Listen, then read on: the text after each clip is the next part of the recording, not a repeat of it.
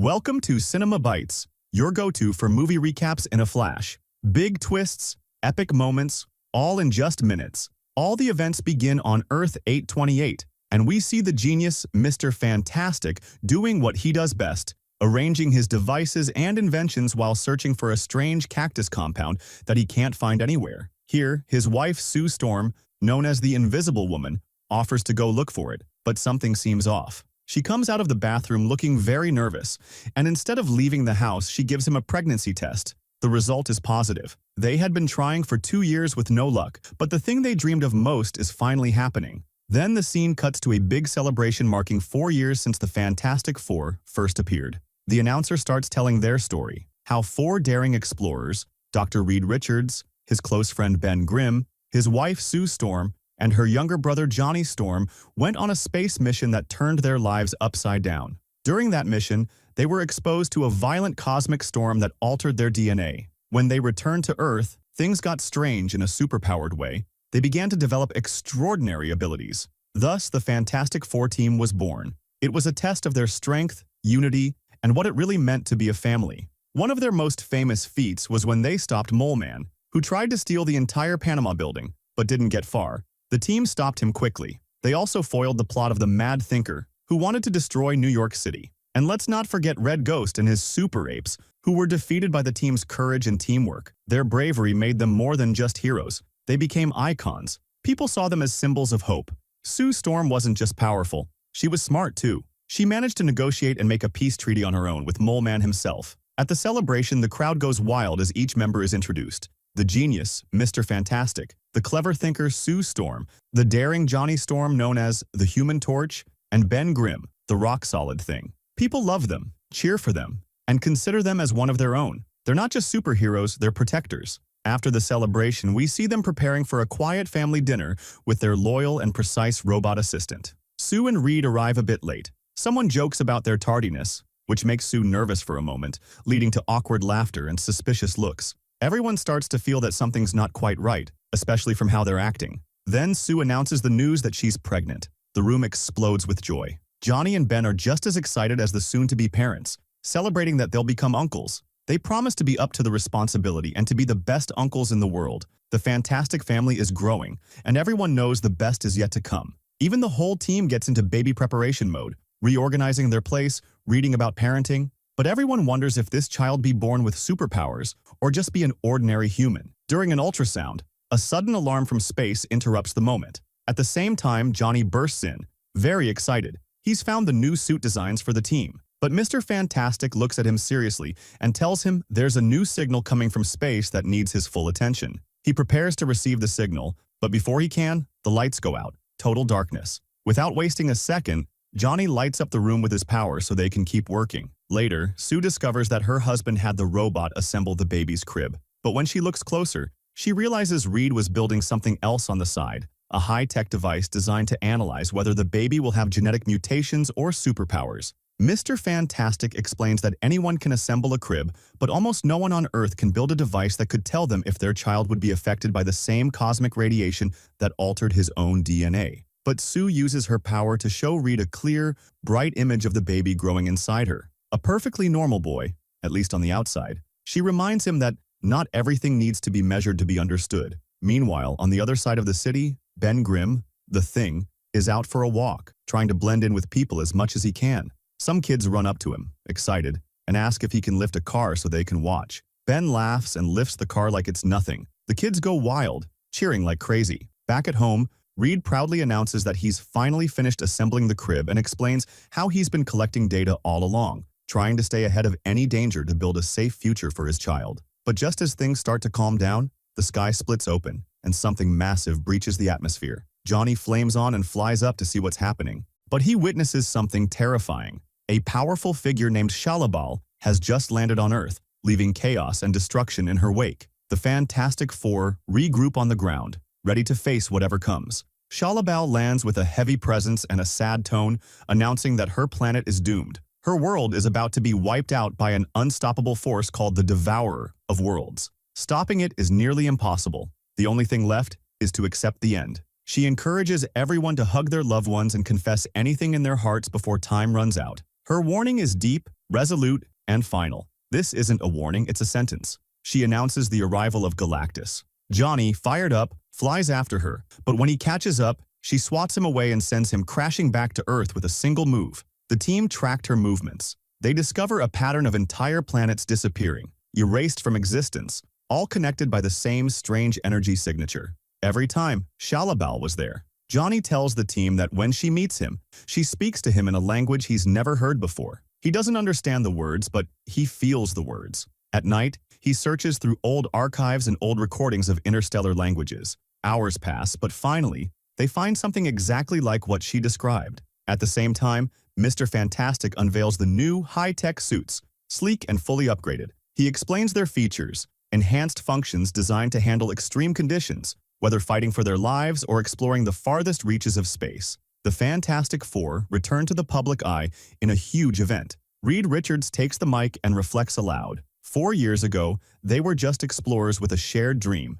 to reach the stars. That's why today, they're returning to space. Not as dreamers, but as defenders of humanity. After the speech, Ben goes to Reed to thank him for the new suit, but also to tell him something important. He tells him to stop blaming himself for what happened years ago. Reed still feels guilty and thinks the old suit he designed was the reason for their mutations. But Ben, with his usual honesty, reminds him that none of them hold it against him, and that it's time for him to stop carrying this burden into the next mission. After that, they say goodbye to the crowds, board the ship, fasten their seatbelts, and the journey begins. The Earth disappears behind them as they launch into deep space at faster than light speed. They're heading straight to Galactus, even though none of them actually know what the giant being looks like. After hours of radar scans, they finally detect a massive energy anomaly. They send a signal to a planet that's being destroyed and devoured. Everything that lived there is gone. Then, Mr. Fantastic does his calculations. Galactus's ship is about 13% bigger than Earth.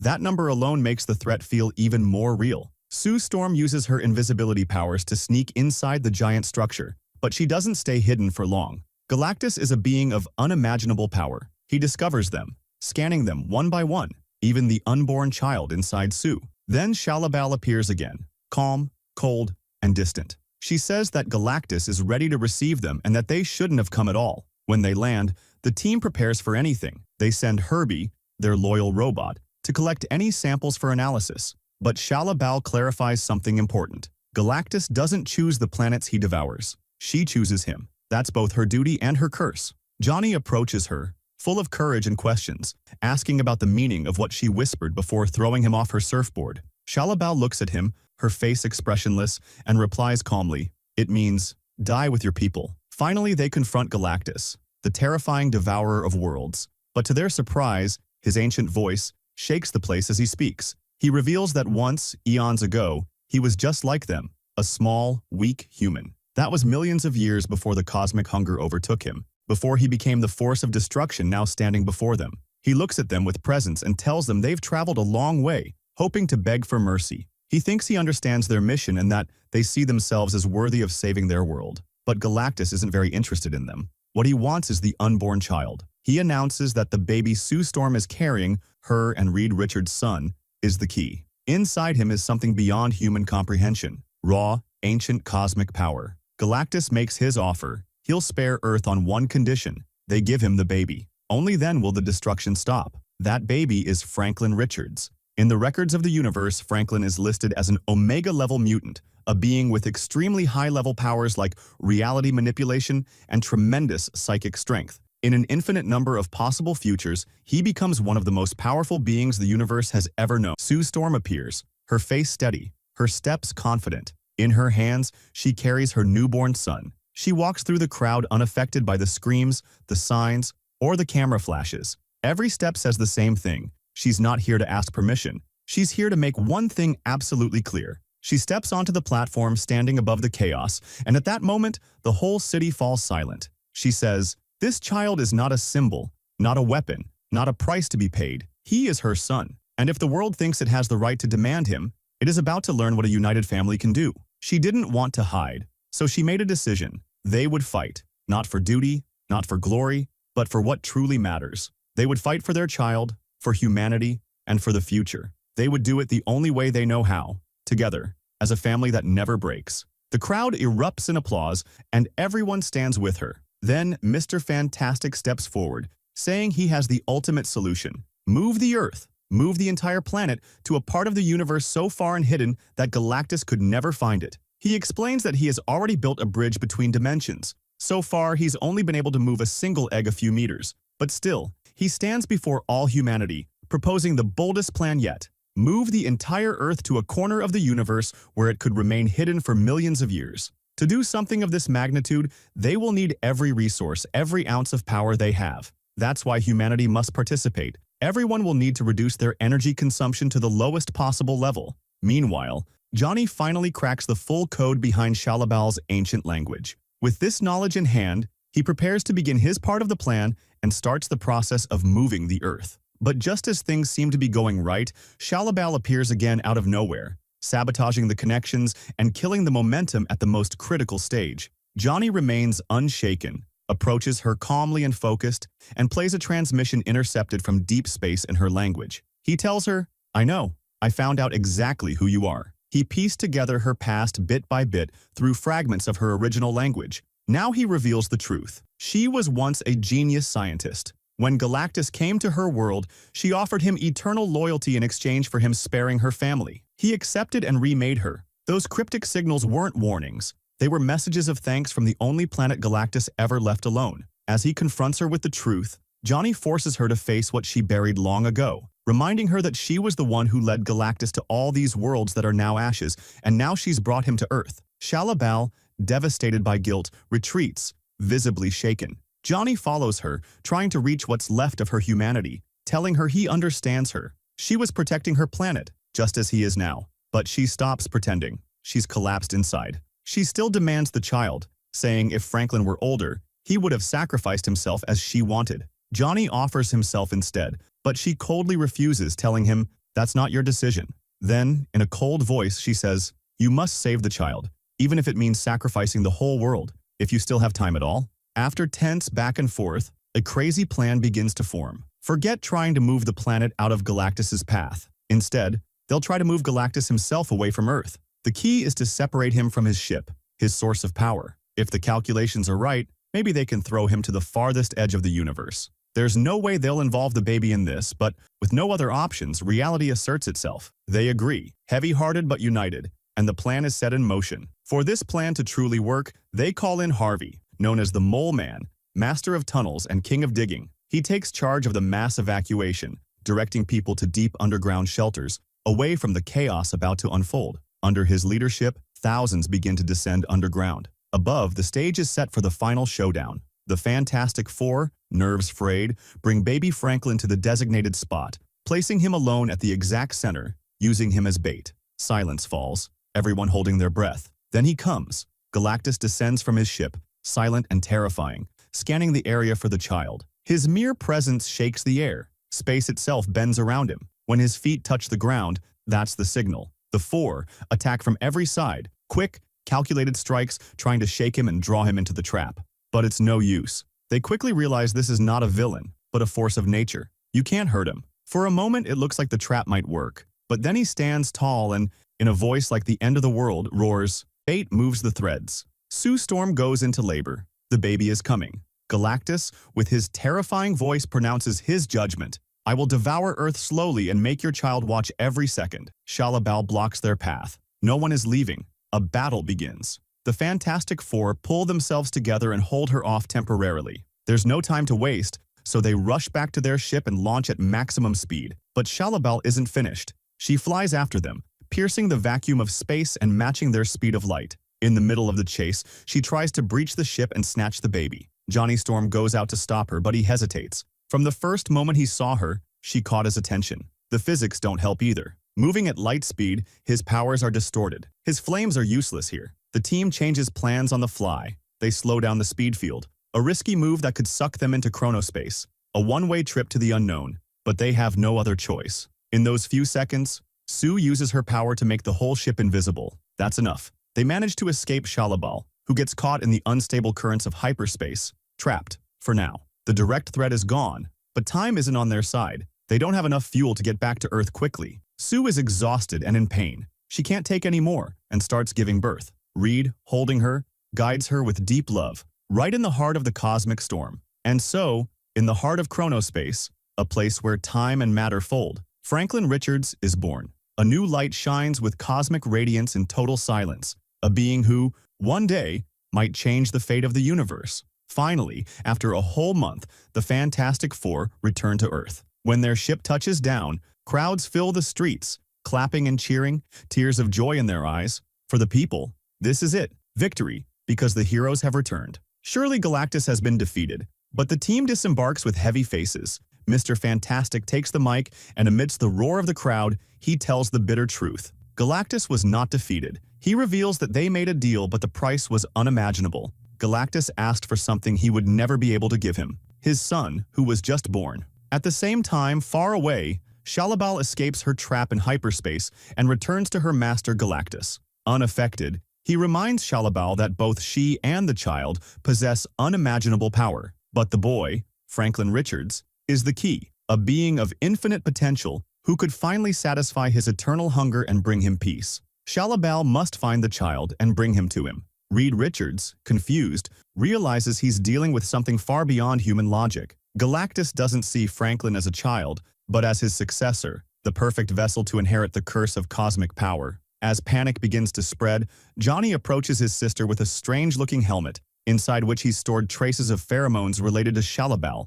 something that could send a secret message, her so-called blessing. Johnny confesses that he's heard that voice before, in ancient language archives. Now, with this evidence, he thinks he can help Mr. Fantastic decode who Shalabal really is and what she wants. But just as they start to make progress, the news spreads. Protests erupt everywhere. The crowds demand that the Fantastic Four hand over the baby to save the planet. Reed tries to reassure Sue, swearing he'll never let it happen. But Sue cuts him off. She knows. The thought crossed his mind. And that was enough for the trust to crack. She walks away and leaves him. In the streets, the huge crowds dominating the place, demanding the impossible, the life of a newborn child in exchange for the planet's survival. Then, from inside the building, someone steps out. No cloak, no shield, nothing at all, walking as if nothing can touch her, calling them deceitful worms. Galactus focuses, scanning directly for the baby. As soon as he sees him, the giant starts walking toward him, each step like an earthquake. One by one,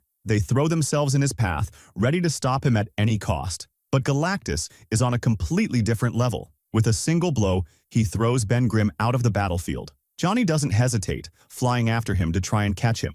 At the same time, Mr. Fantastic steps forward, face to face with the Devourer of Worlds, using every ounce of his elastic power, wrapping around the giant, trying to slow him down. But Galactus grabs him coldly, as if he were a lab specimen, stretching him like a rubber band, about to tear him in half. At that moment, Ben and Johnny return with force, just in time to prevent the worst. In the midst of chaos, Galactus advances. No one can stop him now. He reaches the baby and lifts him in his hands. The massive being touched him with a strange, almost tender touch, and then, in a voice that echoed in the emptiness, whispered, "You are my salvation." It was mealtime, but Sue stormed. As she unleashed her anger, she began to push Galactus back, breaking him piece by piece. With sharp focus and courageous precision, Sue guided him to the exact spot where the trap was set. From afar, Johnny watched, holding his breath. The moment Galactus set his foot in place, he triggered the switch. Raw energy exploded around the cosmic giant, and in seconds, the entire plan worked.